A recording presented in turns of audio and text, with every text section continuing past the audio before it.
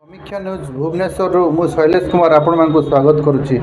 विगत 4 दिन है भारत पाकिस्तान मध्य जो युद्ध परिवेश सृष्टि होती तार प्रतिशोध नापी ऑपरेशन सिंदूर मोदी जी आह्वान क्रमे भारतीय सेना मुँहतोड़ जवाब दूची।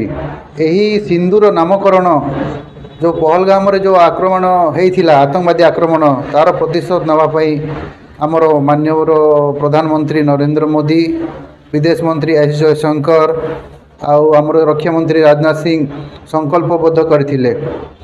घाटी रे विभिन्न क्षेपणास्त्र पाकिस्तान बाटू प्रयोग करा जाउची।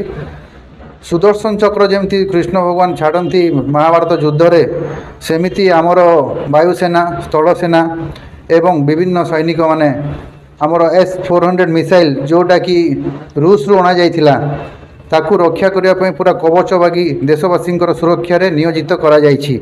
पाकिस्तान चाइना रु साहाय्य पाई विभिन्न ड्रोन मिसाइल्स भारत उपर परिप्रेक्षण करुच्ची पकाउची जार प्रति जवाब रे भारतीय सेना तांकू मुँहतोड़ जवाब दौरान आमको रूस ब्रिटेन विभिन्न वैदेशिक देश गुड़ाक है US है समस्ते भारत को पूर्ण प्राण रे सहयोग करछंती।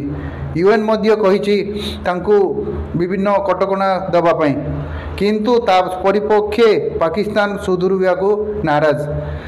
पाकिस्तान चाइना रु आसीथिबा विभिन्न मिसाइल्स आमर पठानकोट है पहलगांव है जम्मू है अमृतसर है राति अधरे प्रयोग करने चेष्टा करछि जहाकू भारतीय सेना मुँहतोड़ जवाब देवारे सफल होइछि। रिपोर्ट समीक्षा न्यूज लाइव।